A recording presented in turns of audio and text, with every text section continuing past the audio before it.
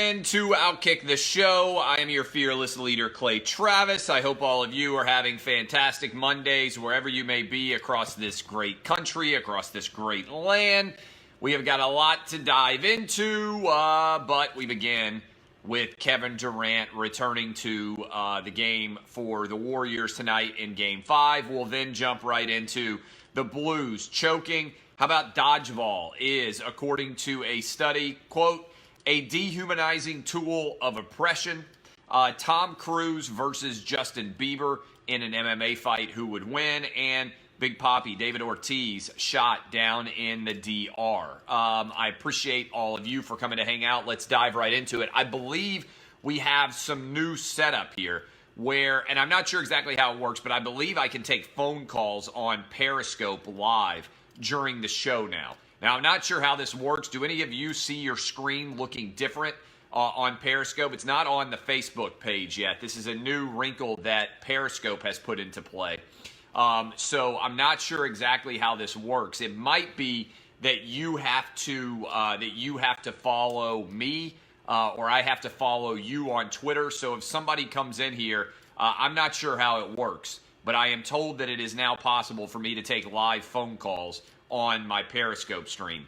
So you might have to update your Periscope feed. You might have to go in and change it out at some point, maybe later today. I'm going to try to experiment with it later this week. And we all know how my experiments with technology go. They all end in disaster. But we're at least going to try this and see how it works and see whether or not this is actually possible. Because I'm told that you're, not only phone call may be the wrong way to phrase it, I believe your face will pop up on the screen alongside of me, and we could theoretically have a conversation. So I don't know how it's going to go. I don't know how it's going to work, but at some point this week, we will try the new Periscope angle, and I'll see whether this works or not. And I'm not sure. I might have to follow you in order for it to work, but this could be potentially a lot of fun. There's a way where you can request access, I believe, to my broadcast and come on and hang out and talk with me. So I'm not sure exactly how it works, but we're going to try to get into it. First of all, big news here. Kevin Durant is back for tonight's game for Golden State. I hope all of you were listening to me this morning on my radio show nationwide on Outkick when I said, you know what? There's good value right now in hopping on Kevin Durant to win the MVP. Might not happen, but if the Golden State Warriors come back and win Game 5, Game 6, and Game 7, there's a very good chance that Kevin Durant could end up the MVP of this series and only play in 3 games. If that were to happen, you could have, as early as this morning, have gotten Kevin Durant at 40 or 50 to 1, depending on which book you went to, since news came down about 30 minutes ago from Adrian Wojnarowski and everybody else that Kevin Durant is playing tonight. Those odds have immediately plummeted down to 9 to 1. And I laid out the case for you, and I'll do it again here, why that could make sense. Right now, the Warriors MVP would have to be Steph Curry, right? There's nobody else even in the mix. If Steph Curry ends up being the Warrior MVP, it will mean that he had a good Game 5, a good Game 6, and a good Game 7. But if the Warriors win their next 3 and Kevin Durant plays well, and remember, a month ago, before he got injured, Kevin Durant was the best player in the 2019 NBA playoffs. Then, I believe there's no other play other than to give Kevin Durant the MVP. I wish I had bet more than I did. I got some money got down already. Lock it in. We're going to be on FS2, by the way, today. My television show, FS2, because the NASCAR race is going on today. So we're going to be live on FS2. But I already made that bet. I told you this morning to take it. I love it. To me, this is a no-risk, all-reward play for Kevin Durant. All right, what does he gain? If Durant comes back and plays well, then nobody is ever going to be able to criticize him again and say, oh, Kevin Durant doesn't matter for the Warriors, right? That was the hot take. That was the big talk that was out after the Warriors won 4 in a row against the Portland Trailblazers. And that was the hot talk. That was the big conversation after they won on the road against the Houston Texans. I don't think there's any doubt at all that Kevin Durant now is the most important player to the Warriors, certainly by the time you get someplace like the finals. Because what I say is Kevin Durant gives you the ability to win in a variety of different ways. If Steph Curry's hot, then the Golden State Warriors can win in multiple ways. If Klay Thompson is, they can win in multiple ways. But what Steph doesn't give you and what Klay Thompson don't give you is the ability to line up and go head-to-head and get your shot like Kevin Durant does, who is the best one-on-one player in the entirety of the NBA. I believe, if he comes back and wins this series, then Kevin Durant stays with the Golden State Warriors. All three of his championships have even more validity, and importantly, the Warriors will have exorcised the demons of giving up a 3-1 series lead in the NBA Finals against the Cleveland Cavaliers. But it all starts tonight, and Kevin Durant is playing with house money. I hope you guys hopped on Durant to win the MVP. The odds have come plummeting down. I wish I could sell my Kevin Durant to win the MVP odds that I already bought today. But, man, this ticket potentially has good outcome. And I believe if the Warriors win tonight, Game 7 will be taking place in Toronto on Sunday. And this is a big deal, I think. If Game 7 is taking place in Toronto on Sunday, think about all the pressure that is going to be raining down upon the Golden State Warriors versus the Toronto Raptors, right? There's going to be an insane amount of pressure on the Raptors because they've choked throughout the entirety of the postseason for most of their career. Giving up tonight, I think it's a massive win. I think tonight's worth 2 games. I think if tonight the Warriors come out and win Game 5, they'll win Game 6, and we'll be talking about Game 7 in Toronto on Sunday. So we'll see what exactly ends up happening there. Plus, we just saw it happen in St. Louis. The pressure of going from hunted to the hunter is massive, right? The Blues couldn't handle it in St. Louis. The city of St. Louis was set up to celebrate like crazy. Everybody is rolling in, and everybody was prepared to announce, my God, look at the Blues, look at what they have accomplished. The entire city of St. Louis was so excited about what could happen and what ended up taking place. They couldn't match the intensity. They got too excited, and they choked away their Game 6 win. The Blues gave away the Stanley Cup. Now, maybe they'll come back and win in Boston. I don't like the odds. Most of the time, 4 of the last 5, the team that's won Game 6 and come back home for Game 7 has won. 12 of the last 16, I think, at home in the Stanley Cup in Game 7 has won. The Blues had a chance to go out and win the Stanley Cup Final and reward everybody all over St. Louis, including your boy who bet on them earlier in the middle of the postseason at 6-1 to win the title. Instead, they choked. They gave away their chance to win the championship, perhaps, and we'll have to see what exactly ends up transpiring here, but I'm not happy about the way that this has all shaken itself out. So we'll see exactly what ends up happening in this scenario, but I feel bad for St. Louis Blues fans who were expecting a championship and instead got nothing. All right, so this is ridiculous. This is ridiculous. Every day it seems like there's a new assault and a new absurdity that is out there. I want to show you this. This is an actual article.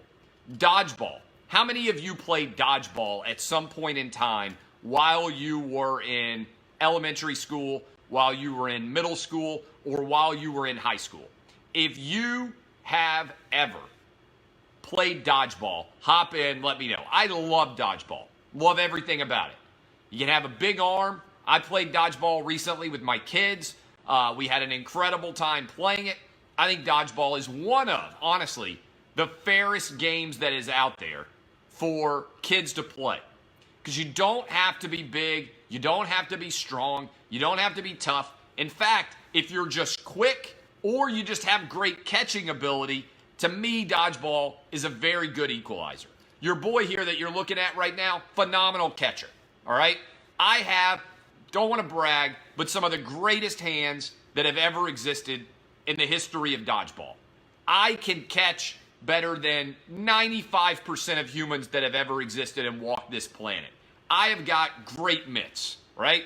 You put me out in the dodgeball game and you gun it as hard as you want at me, chances are your boy's going to react, I'm going to catch it, you're going to be out.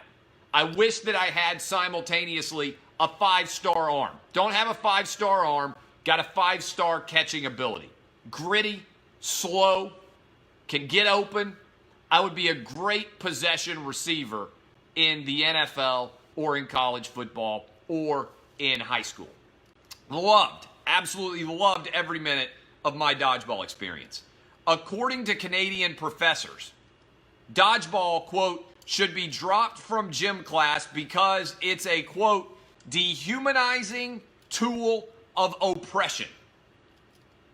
Dodgeball, a dehumanizing tool of oppression, according to a Canadian professor who has examined the history of dodgeball. I know we live in a soft world, and I know we live in a soft country, but by God, if you can't sack up and play dodgeball in American schools, I don't know what the purpose of us even having American schools is. I can't even think of a fairer sport to play than dodgeball. This is DBAP extraordinary to the nth degree. We have got so many people out there curled up in the fetal position complaining about things like this that it makes me want to yank my hair out and run around. I'm telling you, I've been saying this for a while. We aren't very far as a society from eliminating scorekeeping because when one team loses, they feel bad compared to the other team that wins. I'm not even kidding about this. I think we are moving closer and closer as a society to one day everybody going out to watch sporting events, there being no scoreboard, and everybody gets juice boxes and animal crackers at the end of the game, and everybody gets told how great they are. Guess what? Sports are important because they teach you important life lessons, such as sometimes you suck at things, right? There isn't a person alive who hasn't at some point in time played a sport and stunk at it. Being at some point in time humiliated over not being good enough is healthy. That's how you sack up and work hard to get better. It's also how you learn an important lesson. By and large, you should pursue things that you have a talent in. I can't sing. Let me tell you a story. I had to take chorus when I was in high school. Your boy here has a great voice. It expands. It spreads. I make a living talking on the radio. But I many times am tone deaf when it comes to singing. Got a great natural bass voice. When I was a senior in high school, in Martin Luther King's chorus class, I was singing away to my heart's content as a part of the bass group, trying to match all the notes. And Mr. Skandrick, old man who'd been teaching Nashville area public schools for years, walked around listening to each group. Oh, the altos. Oh, the sopranos. You're all phenomenal. And then he stopped in front of the bass group and he held his ear and he said, stop. One of you is off tune. So we can't have this. He stood in front of all of us one by one until he found the one of us that was incapable of being correctly in tune with the other members of the bass. And he was I, and I was he. And do you know what he told me? He said, Mr. Travis. He called everybody by their first and last name. Mr. Travis, what I want you to do while you're sitting there in the basses is I want you to mouth the words to every song and not actually sing because you are incapable of hitting the right note. But, he said, you have a great voice, and so you will announce what songs we will be singing at our year-end performance. And so I did. But I stink at singing. Sometimes you suck at things, not of your own choice. I wish I had a beautiful voice. I wish I'd made a living as a great singer. Instead, you got to go out and pursue the talents that you have. Teaching kids that they are equally good at everything is how disaster ensues, because when it comes out and they have no self-recognition, they don't know how to deal with failure. Everybody else out there also will remember, there's always a guy in your high school who thinks he's going to play in the NBA that isn't good enough to make the high school basketball team. Every high school in America has one of these delusional guys. There's always a guy in every high school who thinks he's going to play in the NBA that isn't good enough to make his high school basketball team. It's probably the same kid who believed in Santa Claus until he was 14 years old. It's because at no point in life has he ever had anyone sit him down and say, hey, bud, it ain't going to happen for you here. I understand that dreams are important, but not everybody in this country can do everything. For instance, I could have worked as hard as I wanted to be an NBA basketball player every minute of every hour of every spare day that I had. And you know what would have happened? At absolute best, I might, with all of that effort, have been able to walk on as a D3 basketball player. Wouldn't have been because of lack of effort. LeBron James could have done absolutely nothing to be good at basketball for most of his life, started playing basketball for the first time as a junior in high school, and gotten a full basketball scholarship to many different schools all over the country. Because LeBron James had innate talent at basketball, I did not. But all of us, every single one of us, has innate talents in a variety of different procedures and different areas.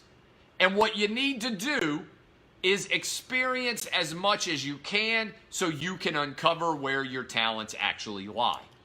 And what you also need to understand is that ultimately, once you do find something to pursue, your talent is probably not going to carry you to being excellent at it. You're going to have to work at some point throughout your life. That is the truth. And there's a great deal of benefit that comes from sucking at something. So this idea that we should ban dodgeball is fundamentally un-American. Not everybody is great at everything. Dodgeball comes as close as anything I can think of in gym class to trying to provide equal opportunity to everyone. And I tell you this now, DBAP, boys and girls, at some point in time you're going to suck and you need somebody to be honest to you. All right, Tom Cruise versus Justin Bieber. I don't know if Justin Bieber's lost his mind. I don't know when the last time Justin Bieber came out with a song was. I'm not sure exactly what he's doing with his life. But last night he went on Twitter and challenged Tom Cruise to an MMA fight. I'm going to tell you this right now. I would pay $50 on pay-per-view to watch Tom Cruise fight Justin Bieber. Tom Cruise is 56 years old. Justin Bieber is 25 years old, I think. 31 years of difference between the two of them. Tom Cruise would beat the crap out of Justin Bieber in the MMA ring, and I would love to see this. The Tom Cruise, underrated athlete. Tom Cruise has run in his movies, if you add up all of the running in his movies, somewhere around 5,000 miles on film. The guy is a great runner. Very few people in the history of movies have run better than Tom Cruise. Just watch him in every movie he's ever made. There's always a scene just about where Tom Cruise has to run fast. And that man looks great running fast. Even with 31 years between them, I think he mops the floor with Bieber. I think that Cruise and his old man strength, which is undoubtedly supplemented by a ton of grade A HGH. Remember when Sylvester Stallone was flying into Australia and they busted his private jet and they were like, this is going to be a big scandal, guys. Sylvester Stallone has HGH. And everybody was like, yeah, he's 70 years old and he's ripped. Did anybody think that was natural? That you could be 70 and still look ripped when you take your shirt off? The dude is HGHing like crazy. When I'm 50, I think I might go all in on HGH too. I've never been that ripped or ever been ripped, period. At 50, I'm telling you, you guys are going to see me and you're going to be like, when did Clay Travis get deltoids? When did this dude Clay Travis get abs at 50 years old? I'm going to go crazy on HGH when I turn 50 because I'm going to be honest with you. Once you get to be about 50, what are you hoping for? All right? I don't really want to live to be like 95 years old and not be able to do very much. I'll trade the last 7 or 8 years of my life to be ripped from 50 to 65. Even if that means that I'm giving up a few years on the backside of my career. Because backside of my life. 50 to 65, super ripped, all hopped up on HGH, that's a look I can live with. I don't want to do it now because I still feel somewhat young. But I feel like at 50, I'm going to be like, screw it. I'm ready to be ripped. My wife might have left me. I might be trying to date 25-year-olds then. Who knows? Who knows? When I'm 50, I might be trying to date 25-year-olds or 30-year-olds, and I got to be the old ripped guy then. Got to be the old ripped rich guy. You ever go to a club in Las Vegas, there are a lot of old ripped dudes who are like 50. All HGH. They all are doing HGH like crazy because I'm here to tell you, there is no way that at 50 you are naturally super ripped all the time. I think at 50 you just cash in your chips, you just go straight HGH, you just start pulling a McGuire, you get those needles, you just start popping them right in your ass. I'm going all in on HGH at 50. I'm just giving you guys a heads up too. You know what I'm going to say? People are like, how'd you get so ripped? I'm going to be like, I just started eating egg yolks. I'm not going to admit to it. I'm just going to lie like everybody else and be like, you know what? I just started eating healthier. Wait a minute. You were never ripped your whole life, and then at 50 you got ripped, and you're telling me it's just because you started eating egg yolks and kale salads? Yep, that's what happened. I just started eating healthy, and then what do you know? I got ripped. I got abs suddenly at 50, got these big delts, got ripped as hell. Going all in. HGH, might not eat anything else, and I'm just going to claim it's all natural. Bunch of smoothies, going to grind up some bananas, some blueberries, boom. Next thing you know, just all muscle. Nothing else around me. So that's what I think is happening with Tom Cruise. He's all hopped up on HGH. As a result, provided he doesn't have to pass a drug test, he chokes Bieber out first round. This thing is over. I think Bieber would be done for. I would pay $50 to see it. I hope Tom Cruise takes him up on the fight. I would rather watch that than Tom Cruise in another Mission Impossible movie. And I actually like the Mission Impossible movies. I just think that Tom Cruise choking out Bieber, must see. All right? Finally, Big Papi got shot. They tried to say this was a robbery. I went and watched the video. Big Papi got straight up assassinated. And my question for you is, who wants to assassinate Big Papi? I understand that they caught the guy who did the shooting. But what I want to know is, what's the story behind somebody hiring a assassin to kill Big Papi? David Ortiz. Who is such a vile human being in the Dominican Republic that they have got such a feud with Big Papi going that they are trying to get him killed? This is unacceptable. I understand we caught the alleged assassin, but if this guy, I mean, first of all, why does he not have bodyguards?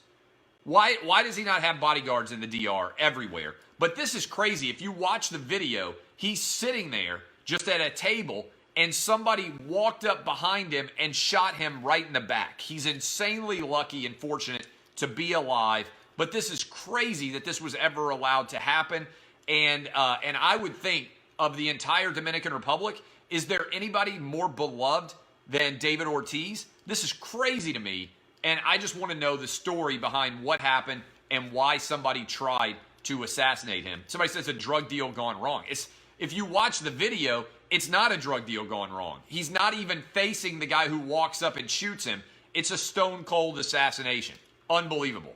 I am blown away by it. I think it's unfortunate. I hope that he is going to be okay. Reports are that he's being flown into Boston. He survived the initial surgery. They say he's going to be okay, but they want him up in an American hospital to make sure that everything is going on and safe there. All right, I love all of you. Again, lock it in on FS2. We're going to be live a little bit late today, too. We're not going to be on till 5 o'clock Eastern, 4 o'clock Central, 3 o'clock Mountain, 2 o'clock Pacific. I love all of you. My name is Clay Travis. We're going to try out this new Periscope ability to take calls and bring people in the near future. I appreciate all of you. Thanks for hanging out with me. Again, my name is Clay Travis. This has been Outkick the Show. Hope you guys have a fantastic Monday. Encourage you, by the way, if you haven't already, go download Wins and Losses. Great conversation, my new podcast exclusive.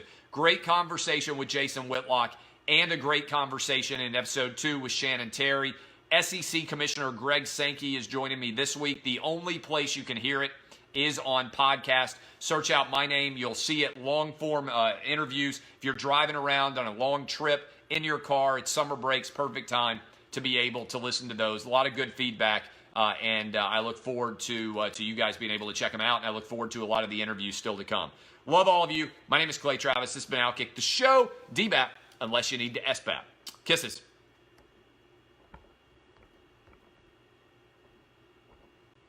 Thank you. Love you guys. See y'all.